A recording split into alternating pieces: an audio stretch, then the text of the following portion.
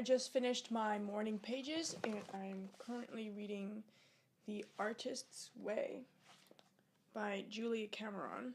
Spiritual Path to Higher Creativity. Great. A course in discovering and recovering your creative self. Remember, your artist is a child. Find and protect that child. Learning to let yourself create is like learning to walk. The artist child must begin by crawling. Baby steps will follow and there will be falls. Yucky first paintings, beginning films that look like unedited home movies, first poems that would shame a greeting card. Typically, the recovering shadow artist will use these early efforts to discourage continued exploration. Judging your early artistic efforts is artist abuse. This happens in any number of ways. Beginning work is measured against the masterwork of other artists. Beginning work is exposed to premature criticism, shown to overly critical friends. In short, the fledgling artist behaves with well-practiced masochism. Masochism is an art form long ago mastered, perfected during the years of self-reproach. This habit is the self-hating bludgeon with which a shadow artist can beat himself back into the shadows. If you couldn't tell, I'm having a lot of problems with my creativity. I feel like I'm a late bloomer. Although I want to do art, what can I possibly do? I don't know how to draw, I can't act, I don't know how to film. Stuff that is running in the forefront of my mind is I can't fucking talk.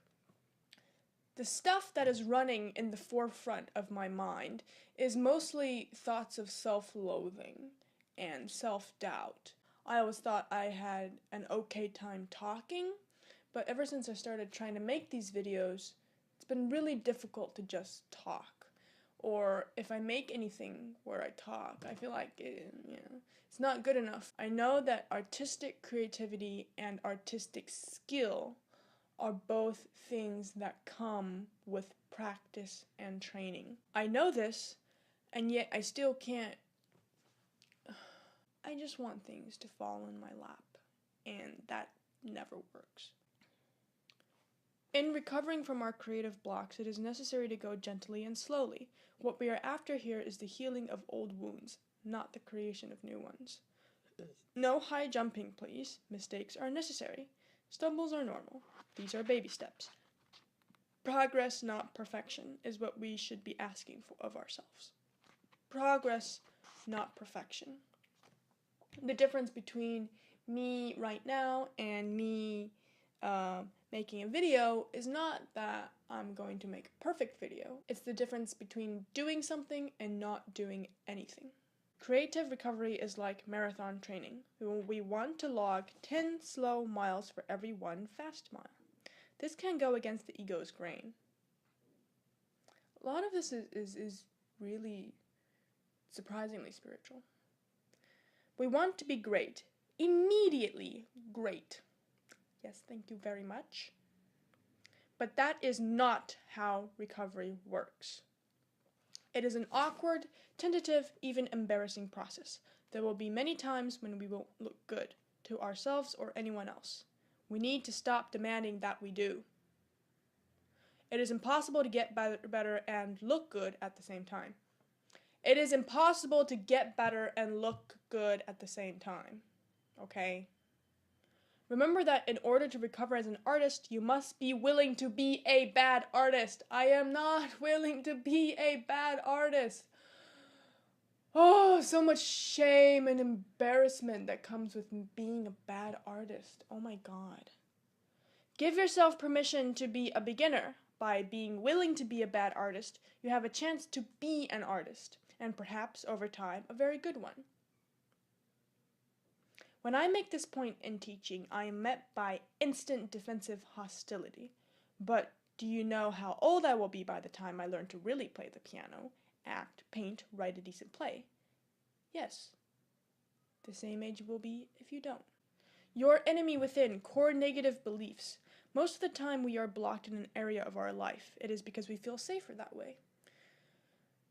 I think I get stuck in some really stupid routines, like I will plan to do something when I get home, sit around on YouTube, on the computer, forget to do the thing, not do the thing, talk myself out of doing the thing, and then, just go to bed really late anyway, having not done the thing. Because it's familiar territory. I know what's going to happen, and I know I'm going to hate myself for it, but I know what's going to happen. It's easier than stepping into the unknown, I guess. We may not be happy, but at least we know we are unhappy. Much fear of our own creativity is the fear of the unknown. If I am fully creative, what will it mean? What will happen to me and to others? First of all, I would have a way nicer room. I would decorate the shit out of this place.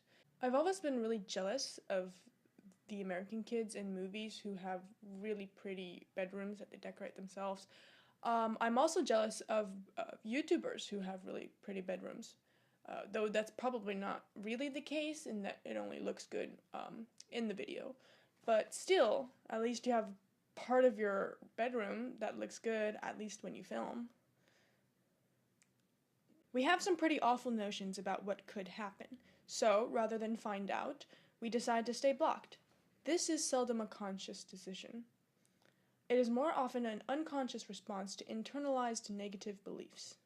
In this week, we will work at uncovering our negative beliefs and discarding them. Here is a list of commonly held negative beliefs. I love this. I can't be a successful, prolific, creative artist because everyone will hate me. Check. I will hurt my friends and family. Check. I will go crazy. Check. I will abandon my friends and family. Check. I can't spell. Check. Well, actually, some of these don't really apply to me. Everyone will hate me. Check. I will hurt my friends and family. Also check, because sometimes I think about what happens if, as an artist, I'm too honest. I give away too much information about myself. I will probably hurt myself and people around me. I will go crazy. I don't know about this one. Maybe? I feel kind of crazy right now, I guess. I will abandon my friends and family. I don't think I will abandon my friends and family. Number 5, I can't spell. I can spell. I can spell pretty well. I probably couldn't win a spelling bee, but I can spell. 6, I don't have good enough ideas.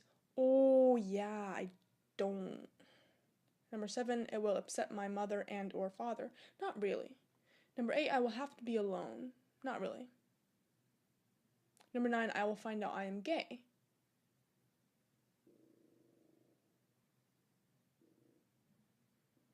Well, I'm bi, so I will be stuck straight. What does this have to do? So some people are afraid to pursue artistic paths because they are afraid they will find out that they are gay. Never thought about that.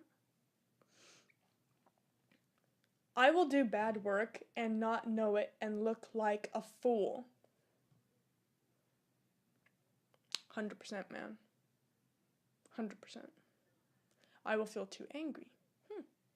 I will never have any real money. Valid concern. I will get self-destructive and drink, drug, or sex myself to death.